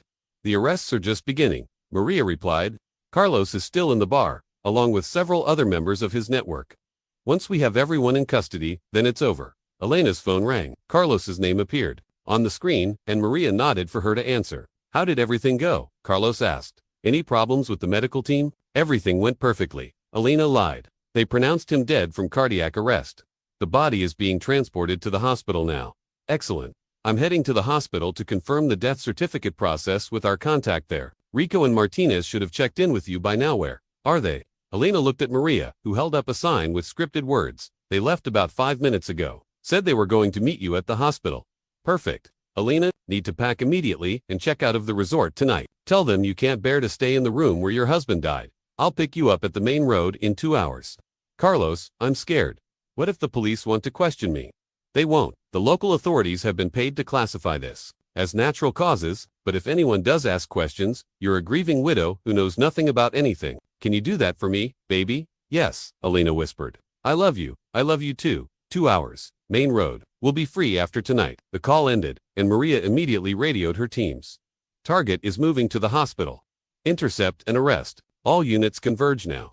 Through the resort's security monitors, we watched as Carlos was surrounded in the parking lot, his escape route blocked by unmarked vehicles. His arrest was even smoother than his associates. He surrendered without resistance, probably calculating that cooperation might reduce his sentence. Elena collapsed into a chair, the full weight of the evening finally hitting her. "It's really over. The criminal part is over," I said. "But Elena, you committed financial fraud, conspiracy to commit murder, and attempted murder. You're going to face charges too." Elena nodded, tears streaming down her face. "I know. I deserve whatever happens to me.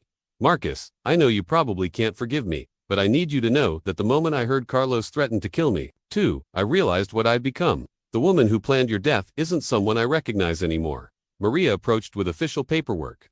"Mrs. Sterling, I need to inform you that you're under arrest for conspiracy to commit murder, wire fraud, and money laundering. You have the right to remain silent." As Maria read Elena her rights, I felt an overwhelming mixture of relief, exhaustion, and profound sadness. We'd survived the night, justice was being served, but my marriage, 23 years of shared dreams and memories, was ending in handcuffs and criminal charges. "Marcus," Elena said as they prepared to take her into custody, Will you visit me? In prison, I mean. I know I don't deserve it, but I don't know, I said, honestly.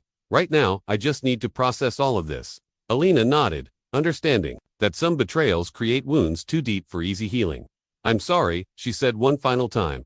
For all of it, as they led her away, I realized that the real work of rebuilding my life was just beginning. Carlos and his network were in custody. Elena would face justice for her crimes. But I still had to figure out how to move forward from the devastating knowledge that the person I'd trusted most in the world had calculated the cash value of my death. The suite felt impossibly quiet after everyone left. I sat on the bed where I'd pretended to die, looking at the injection site on my arm that would have been real if not for Maria's quick thinking.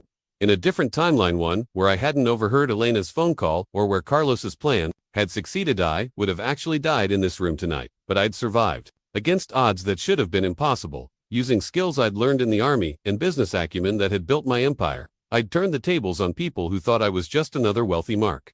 Now I had to figure out what to do with the life I'd fought so hard to keep. **** 6 months later.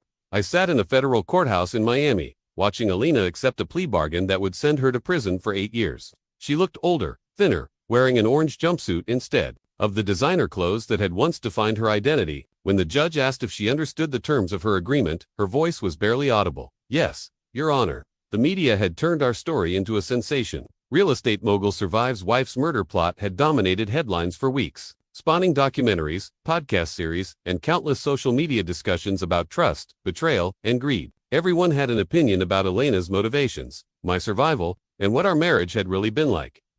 Carlos received 25 years for conspiracy to commit murder, wire fraud, and racketeering. His associates got sentences ranging from 12 to 18 years. Vicente Morales, the crime boss who'd funded the operation, was extradited from El Salvador and faced additional charges that would likely keep him in prison for life.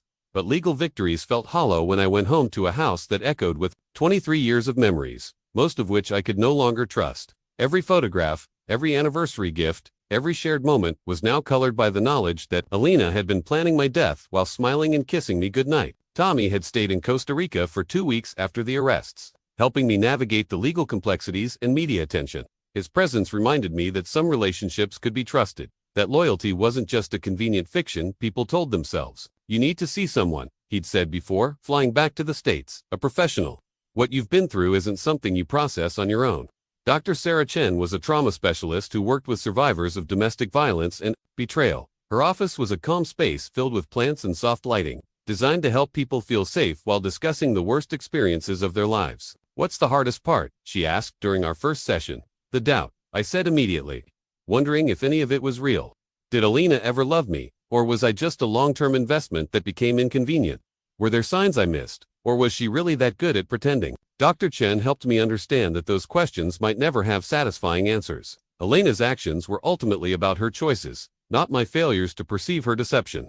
The woman who'd supported my dreams during our early years might have genuinely loved me then, even if she'd eventually decided I was worth more dead than alive. The financial recovery was surprisingly straightforward. Compared to the emotional healing, Elena had stolen over $1 million, but most of it was recovered from the offshore accounts Carlos had helped her establish. My business empire remained intact, though I spent months reviewing every financial system to ensure no other vulnerabilities existed. I also discovered that Elena had been more successful in her art than I'd realized. Several of her paintings, including ones I'd helped promote and sell, had genuine artistic merit.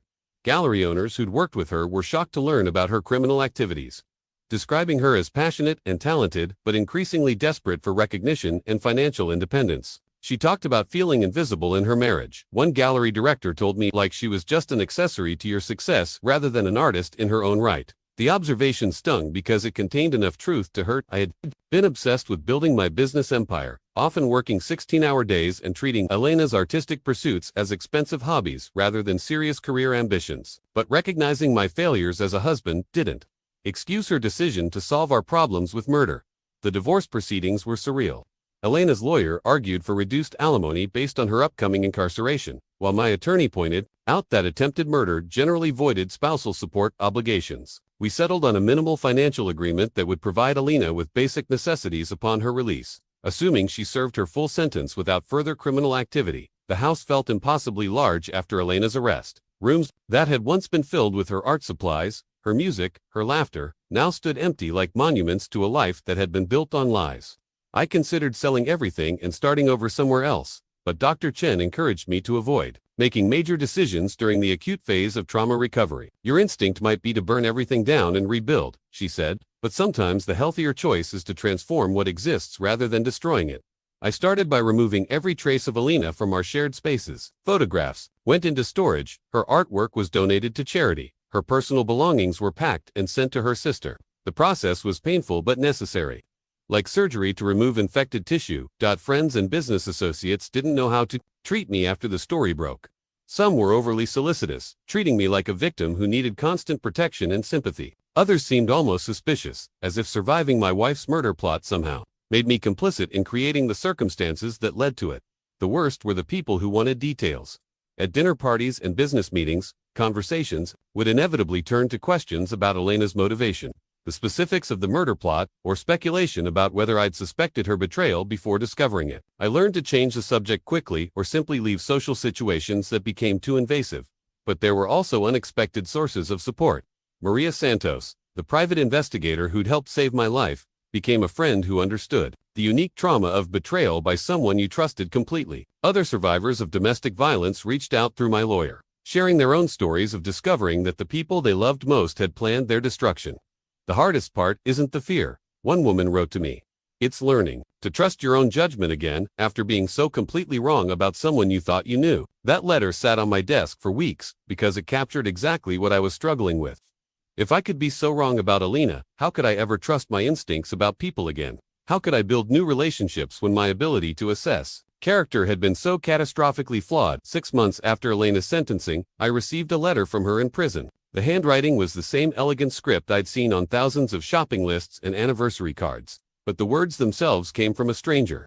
Marcus, I know you probably don't want to hear from me, but I need you to understand something. The person who planned your death was someone I don't recognize anymore. Carlos didn't just manipulate me into betraying you, he manipulated me into betraying myself. That doesn't excuse what I did, but it explains how someone who once loved you completely could decide you were worth more dead than alive. I'm getting help here. Therapy and medication that's helping me see how far I'd fallen from who I used to be. I don't expect forgiveness, and I'm not asking for another chance. I just need you to know that killing you would have killed the last decent part of me too, and I'm grateful we were both saved from that. I read the letter 3 times before filing it away without responding. Elena might be genuinely remorseful. She might be receiving help that would prevent her from harming others in the future. But her healing wasn't my responsibility anymore. My responsibility was learning to build a life worth living in the aftermath of ultimate betrayal.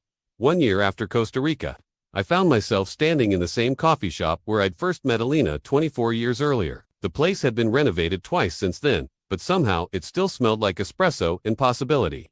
I wasn't there for nostalgia. I was meeting Dr. Chen for what she called a milestone session, marking my progress in therapy and planning for the future. How does it feel to be back here? She asked, settling into a chair across from me. Strange, like visiting a museum exhibit of my former life. I stirred my coffee, watching the cream swirl into patterns that reminded me of Elena's artistic eye for color and composition. I keep expecting to see her at that corner table with her sketchpad, charging $5 for portraits. Dr. Chen had suggested this location specifically because confronting meaningful places from my past was part of rebuilding my relationship with my own history. Not everything about my marriage to Elena had been false, even if the ending was catastrophic. What have you learned about yourself this year? She asked. The question required me to sift through 12 months of revelation, therapy, and painful I'd learned that success in business didn't translate to emotional intelligence in relationships.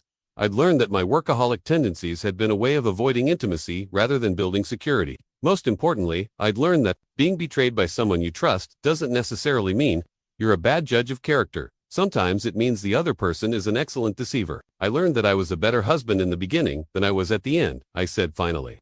When Elena and I were building something together, when we were partners working towards shared goals, we were genuinely happy. But when I achieved the success we dreamed about, I stopped seeing her as a partner and started treating her like a beneficiary of my accomplishments. Do you think that justifies what she did? No. Nothing justifies planning someone's murder. But I understand now how she went from loving me to resenting me to seeing me as an obstacle to her happiness. The photo album Elena had mentioned in her letter sat in my home office, unopened since the day of her arrest. Dr. Chen had encouraged me to look through it during this anniversary period. Not to torture myself with memories, but to reclaim the parts of my past that belonged to me rather than to Elena's betrayal. We'd had good years.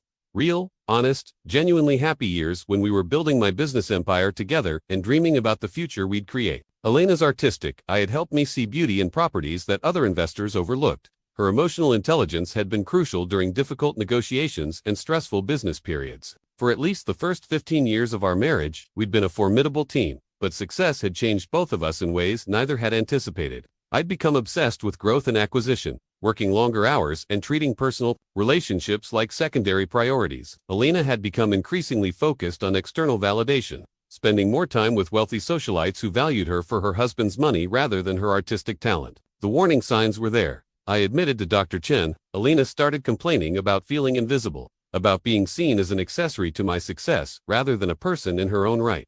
She talked about wanting to travel more, to pursue her art more seriously, to have adventures that didn't revolve around real estate conferences and business dinners. How did you respond to those complaints? I bought her more expensive art supplies. I funded gallery showings that didn't sell anything.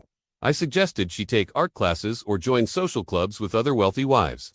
I tried to solve her emotional needs with financial solutions because that's how I solved every other problem in my life.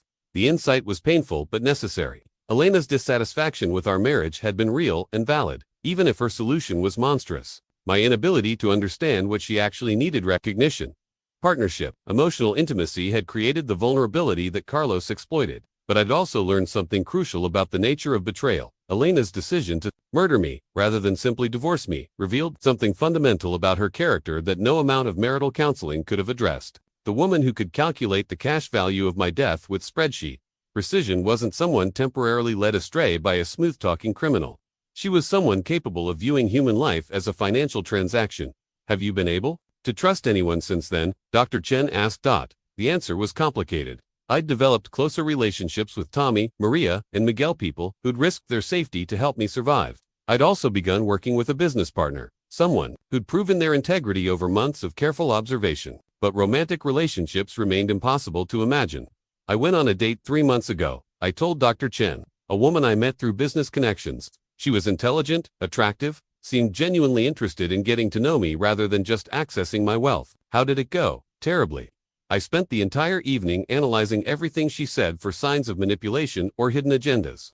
When she mentioned having student loans, I wondered if she was planning to solve her financial problems by dating me. When she asked about my business, I suspected she was gathering information for some unknown scheme. The paranoia wasn't rational, but it was protective. After being so completely wrong about Elena, my instincts defaulted to suspicion rather than trust.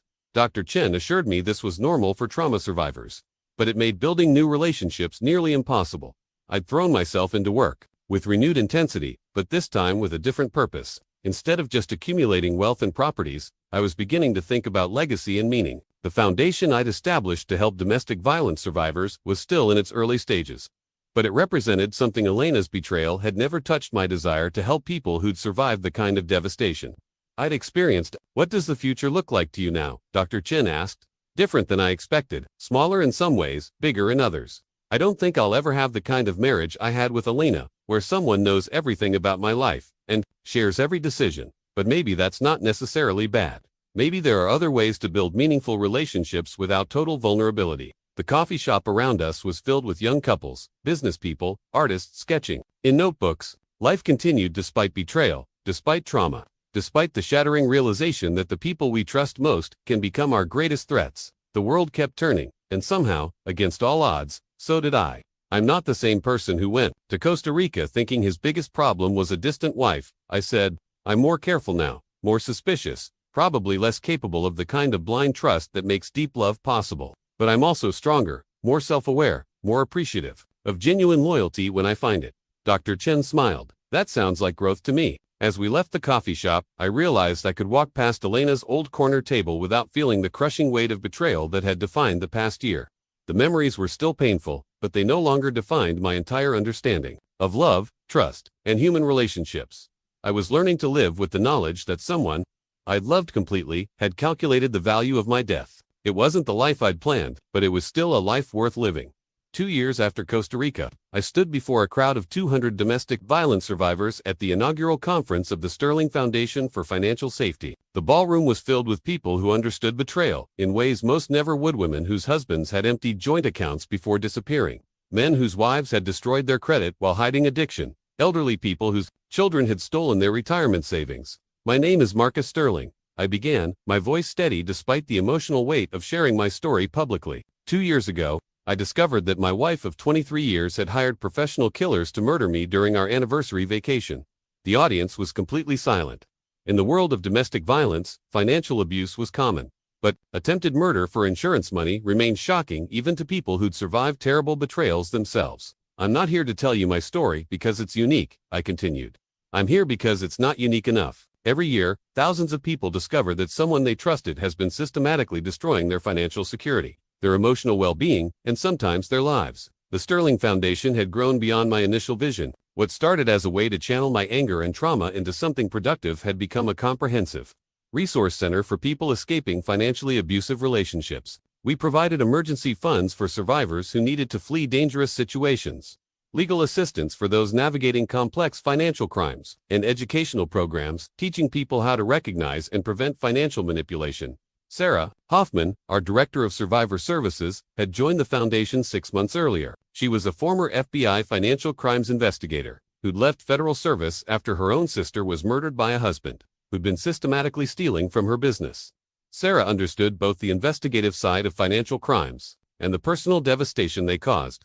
The hardest part, Sarah said during her presentation, isn't the money. Money can be recovered, credit can be rebuilt, assets can be replaced. The hardest part is learning to trust your own judgment again after being so completely deceived by someone you thought you knew. Her words echoed my own journey. The Foundation's counseling program focused as much on psychological recovery as financial recovery, helping survivors understand that being victimized by someone you trust doesn't reflect a failure of character or intelligence. Dr. Martinez, our staff psychologist, had developed a 12-week program specifically for survivors of intimate partner financial abuse. The curriculum covered practical skills like reviewing credit reports and securing banking information, but also emotional healing techniques for processing betrayal trauma. Survivors often blame themselves, Dr. Martinez explained to the conference audience. They focus on signs they think they should have seen, rather than recognizing that skilled manipulators are experts at hiding their true intentions. I thought about Elena's letter, still sitting in my desk drawer at home. She'd written 3 more times over the past 2 years, each letter showing more insight into her own psychological journey. I hadn't responded to any of them, but I'd read each one carefully, looking for signs of genuine remorse versus continued manipulation. In her most recent letter, Elena had described the therapy program available in her federal prison and her work with other inmates who'd committed crimes against their families. She'd started teaching art classes, finding purpose in helping other women express emotions they couldn't verbalize. It sounded like genuine rehabilitation, but I'd learned not to trust my ability to distinguish between authentic change and skillful performance. Mr. Sterling, a voice called from the audience during the question period. Do you think your wife can ever be truly rehabilitated?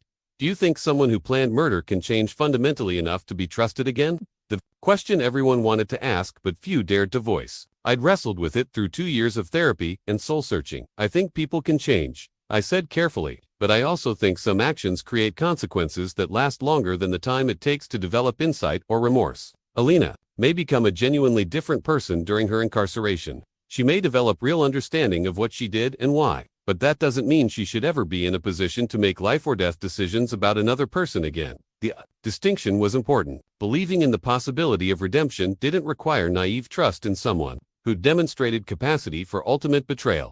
After the conference, I returned to my office to find Tommy waiting with a bottle of whiskey and a satisfied expression. Saw the coverage on the news, he said, pouring 2 glasses. You looked comfortable up there, like someone who's figured out what he's supposed to be doing with his life. Tommy had become my closest friend over the past 2 years, the kind of relationship I'd never had during my marriage to Elena. We talked openly about everything: business, therapy, the challenge of building trust after betrayal, even our shared military experience and how it had shaped our approaches to surviving civilian trauma. I got a call from Maria today, Tommy said. Carlos is appealing his sentence, claiming he was coerced by Vicente Morales and didn't understand the full scope of the murder plot. Any chance it succeeds? 0. The recordings from Costa Rica are too clear, and Elena's testimony at his sentencing sealed it. He's going to serve every day of that 25-year sentence. Elena had testified against Carlos as part of her plea agreement, providing detailed information about his manipulation techniques and criminal network. It was the first time I'd seen her since the night of her arrest, and the change was striking. She looked older, more serious, completely different from the charming socialite who'd planned my death. Her testimony had been clinical and thorough. describing how Carlos had identified her vulnerabilities and systematically exploited them. She'd answered every question directly, never trying to minimize her own culpability or paint herself as purely a victim of his manipulation. Do you think she was telling the truth? The prosecutor had asked about Elena's cooperation, about methods and criminal history. Yes, about her own motivations and decision-making process. I think she was telling the truth as she understood it, but I'm not sure she fully comprehends how much of her behavior was driven by her own choices rather than his influence. That distinction had become central to my understanding of what happened. Elena had been manipulated by a professional criminal, but she'd also made conscious decisions to steal money, plan murder, and betray 23 years of marriage. Both things could be true simultaneously. You know what I'm proudest of? I told Tommy as we finished our drinks. What? The foundation helps people who are a lot like Elena was lonely, financially dependent on spouses who don't see them as full partners, vulnerable to anyone who offers them recognition and independence. If we can teach people to recognize manipulation and build genuine self-sufficiency, maybe we prevent some Elena from becoming someone who plans murder. Tommy raised his glass. 2. Preventing the next Elena and protecting the next Marcus. As I drove home through the city where I'd built my empire and survived my wife's betrayal, I realized that the transformation Dr. Chen had predicted was complete. I wasn't the same man who'd gone to Costa Rica thinking his biggest problem was a distant marriage. I was someone who'd survived ultimate betrayal and transformed that trauma into purpose. The house no longer felt like a mausoleum of failed dreams. I'd redecorated completely, filling it with art from local artists and photographs from my travels with Tommy and Maria. It was a home that belonged to the person I'd become, rather than the person I'd been. I still wasn't ready for romantic love, might never be ready for the kind of total vulnerability that deep relationships require. But I'd found other ways to build meaning and connection through the foundation, through friendships with people who'd proven their loyalty under pressure, through helping others navigate the aftermath of betrayal. It wasn't the life I'd planned, but it was a life I'd chosen consciously after surviving something that should have destroyed me. And that choice, made with full knowledge of human capacity for both love and betrayal, felt more authentic than any life I'd lived before.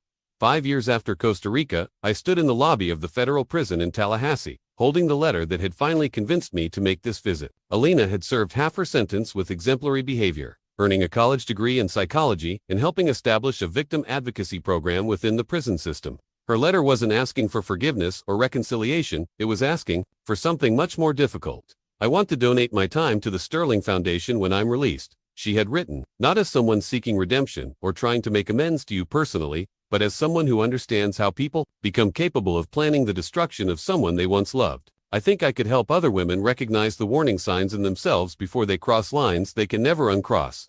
The proposal was professionally compelling and personally terrifying. Elena had become an expert on financial abuse and intimate partner manipulation, writing papers that were published in criminology journals and consulted by law enforcement agencies developing victim services programs. But she was also the person who'd calculated the cash value of my death with spreadsheet precision. Dr. Chen had spent months helping me consider Elena's proposal objectively, separating my personal trauma from professional evaluation of her potential contributions to domestic violence prevention. You don't owe her anything, Dr. Chen had said repeatedly. Not forgiveness, not a second chance, not even this meeting. But if you believe her work could genuinely help other people avoid similar situations, that's worth considering independently of your personal feelings about her. The visiting room was sterile and monitored, designed to prevent intimacy while allowing necessary communication. Elena entered, wearing standard prison clothing, her hair shorter and grayer than I remembered, her face bearing the kind of seriousness that comes from years of forced introspection. Marcus, she said simply, sitting across from me at the metal table, thank you for coming. I almost didn't, I know. I wasn't sure you'd read the letter, let alone respond to it. We sat in awkward silence for a moment. 28 years of shared history, condensed into a supervised conversation between a crime victim and the perpetrator who'd planned his murder. Tell me about the victim advocacy program, I said finally. Face lit up with genuine enthusiasm, and for a moment I glimpsed the passionate woman who'd once talked about art with the same intensity. We work with women who've committed crimes against their family's financial fraud, insurance fraud, even a few attempted murder cases like mine. The goal isn't to excuse what we did, but to help other women recognize the psychological patterns that lead to these decisions. She described a 12-week program that addressed financial codependency, recognition of manipulation tactics, and development of genuine independence skills. The curriculum sounded remarkably similar to what the Sterling Foundation offered to survivors, but approached from the perspective of people who'd been perpetrators. The hardest part, Elena continued, is helping women understand that being manipulated doesn't absolve them of responsibility for their actions. I was genuinely deceived by Carlos, genuinely isolated in our marriage, genuinely desperate for recognition and independence. But I was also genuinely someone who decided murder was preferable to divorce. The insight was painful but accurate. Elena's victimization by Carlos was real, but it coexisted with her capacity for calculating violence against someone who'd trusted her completely. What makes you think you can help other women avoid making similar choices? Because I understand the internal rationalization process that makes planning murder seem logical and necessary. I know how someone convinces herself that she's saving her marriage by destroying her husband, or that she's protecting her children by eliminating their father. Elena's voice remained steady, clinical, completely different from the emotional manipulation I'd learned to fear during our marriage. I've worked with 12 women over the past 2 years. All of them came to prison for crimes against their families. All of them were convinced they were victims who had no choice but to commit violence or fraud. The program helps them recognize that victimization and agency can coexist. You can be genuinely wronged and still choose genuinely wrong responses. The distinction was sophisticated and potentially valuable for prevention programs. Most domestic violence resources focused on helping people escape abusive situations, but few addressed the prevention of violence by people who'd been victimized themselves. Have you had any contact with Carlos? Elena's expression hardened. No, and I never will. Carlos was sentenced to 25 years. I was sentenced to 8. By the time he's released, I'll be nearly 60 and hopefully living a completely different life. I have no interest in revisiting the person I became under his influence. Do you think you were under his influence, or do you think he just gave you permission to act on impulses you already had? The question was cruel but necessary. Elena considered it carefully before responding. Both. I think Carlos didn't create my capacity for violence, but he didn't create my resentment toward you either. He identified existing fractures in my character and marriage, then systematically widened them until murder seemed like a reasonable solution to my problems. Elena's self-awareness was remarkable and disturbing. She understood her own psychology with the clarity that comes from years of forced examination. But that clarity also revealed depths of calculation that were difficult to reconcile with the possibility of genuine rehabilitation. If you work with the foundation, I said, it would be as a consultant, not an employee. Your criminal history would be disclosed to everyone you work with. You'd be supervised by people who understand your background and the risks involved. I understand. I'm not asking for trust, Marcus. I'm asking for an opportunity to use what I've learned to help other people avoid becoming what I became. The conversation continued for another hour, covering practical details about Elena's release timeline, her planned living situation, and the specific ways her experience might benefit domestic violence prevention programs. By the end, I had to admit that her proposal had genuine merit, regardless of my personal feelings about her. I'll consider it, I said, as our time ended. But Elena, you need to understand that whatever professional relationship we might develop, it will never be personal. I can work with someone who understands intimate partner violence from a perpetrator's perspective, but I cannot and will not ever again be in a relationship with someone who calculated the value of my death. Elena nodded, tears gathering in her eyes for the first time during our conversation. I know. I forfeited any right to your personal forgiveness when I decided you were worth more dead than alive. But Marcus, if I can help even one woman recognize the warning signs in herself before she crosses that line, maybe some good can come from the worst thing I've ever done. 6 months later, Elena was released to a halfway house in Jacksonville, 200 miles from my home and the Sterling Foundation offices.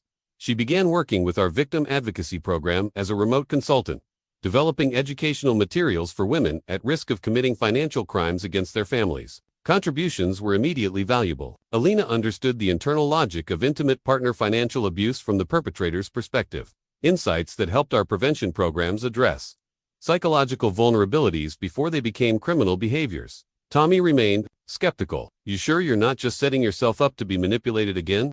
I'm sure I'm taking a calculated risk for professional reasons while maintaining appropriate personal boundaries. I replied, Elena may have the potential to help people, but she'll never again be in a position to hurt me. The Sterling Foundation's work expanded to include perpetrator intervention programs, helping people recognize and change abusive behaviors before they escalated to criminal violence. Elena's expertise was crucial to this expansion, but our interactions remained strictly professional and supervised. I never forgave Elena for planning my murder, and I never trusted her with anything beyond the specific expertise she'd gained through committing and recovering from intimate partner violence. But I learned to separate her potential value as a domestic violence prevention resource from my personal trauma about her betrayal. 5 years after discovering that my wife had hired killers to murder me, I'd built a life that was smaller in some ways but larger in others. I never remarried, never again experienced the kind of total vulnerability that deep romantic love requires. but I'd found other ways to create meaning and connection through helping other survivors, through friendships with people who had proven their loyalty under pressure, through building something positive from the worst experience of my life. The real estate empire that had once defined my identity became a tool for funding domestic violence prevention. The survival skills I'd learned in the army and business world became resources for helping other people navigate betrayal and trauma.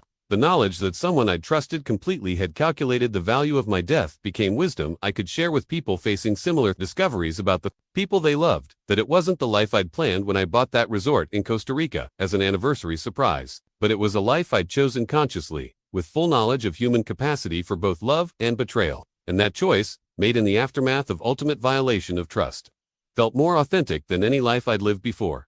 Standing in my office 5 years later, looking at photographs from foundation events and letters from survivors whose lives had been changed by our programs, I realized that Elena's attempt to destroy me had ultimately led to the most meaningful work of my life. She'd tried to end my story for money and freedom, but instead she'd given me a different story entirely, one about survival, transformation, and the possibility of building something beautiful from the wreckage of betrayal.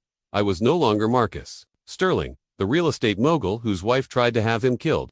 I was Marcus Sterling, the survivor who'd transformed his trauma into hope for others facing similar darkness. It was a better identity than any I could have planned, earned through surviving something that should have destroyed me, but instead revealed strengths I never knew I possessed. The sun was setting through my office windows, painting the city in shades of gold and pink that reminded me of that last sunset in Costa Rica. But this time, instead of marking the end of my life, it marked the beginning of another day in a life worth living, a life built on truth instead of lies, purpose instead of accumulation, and the hard-won knowledge that some betrayals can be survived and transformed into wisdom. That was enough. More than enough. It was everything.